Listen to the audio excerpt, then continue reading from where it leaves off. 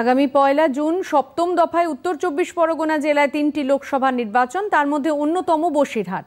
হারোয়া, মিনাখা, সন্দেশখালী, বসিরহাট উত্তর, বসিরহাট দক্ষিণ এবং হিঙ্গলগঞ্জ এই ৭টি বিধানসভা নিয়ে বসিরহাট লোকসভা।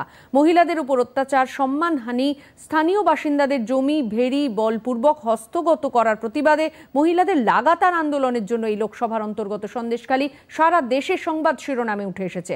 মহিলাদের লাগাতার আন্দোলনের জেরে শাসক দলের ৩ বড় নেতা গ্রেপ্তার হন। বর্তমান দৈনন্দিন ঘটনা প্রবাহে আলোচনার বিষয়বস্তু সন্দেশখালী। এই লোকসভা আসনে এবারের ভোটে প্রধান ইস্যু অবশ্যই সন্দেশখালীর আন্দোলন। এছাড়াও পরিযায়ী শ্রমিক, বন্ধ স্কুল, কর্মসংস্থান এবারের ভোটের ইস্যু হয়ে উঠেছে। বসিরহাট লোকসভা আসনে এবার ১৫ জন প্রার্থী প্রতিদ্বন্দ্বিতা করছেন।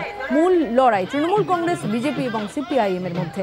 তৃণমূল কংগ্রেসের প্রার্থী হয়েছেন হারোয়ার বিধায়ক হাজী নুরুল ইসলাম। প্রচারে জনগণের সঙ্গে কথা বলেন তিনি। মানুষ আজও আমার কথা মনে রেখেছে, তাদের আশীর্বাদ আমার সব থেকে বড় জিনিস। আমি সন্দেশখালী মানুষের জন্য যতটুকু ভালো করতে পারবো করব। বিজেপির প্রার্থী সন্দেশখালী আন্দোলনের অন্যতম প্রধান মুখ রেখা পাত্র। প্রচার চলছে জোর কদমে, জয়ের ব্যাপারে আশাবাদী তিনি।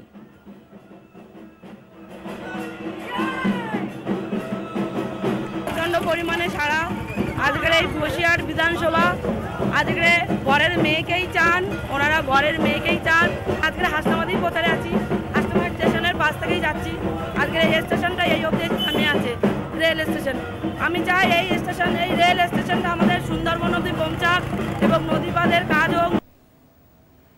কংগ্রেস সমর্থিত সিপিআইএম প্রার্থী প্রাক্তন বিধায়ক নিরাপদ সর্দার ভোটের প্রচারে জনসংযোগ করতে দেখা যায় তাঁকে।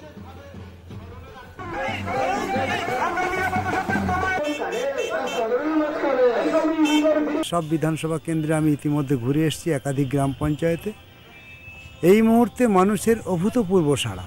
যে সমস্ত জায়গাতে লাল ঝান্ডার সংগঠন ছিল না, লাল ঝান্ডা বাঁধার মতন জায়গা ছিল না, সেই সমস্ত জায়গাতে এখন মানুষ কিন্তু লাল ঝান্ডার পক্ষে আসছে এবং ঘুরে দাঁড়াচ্ছে।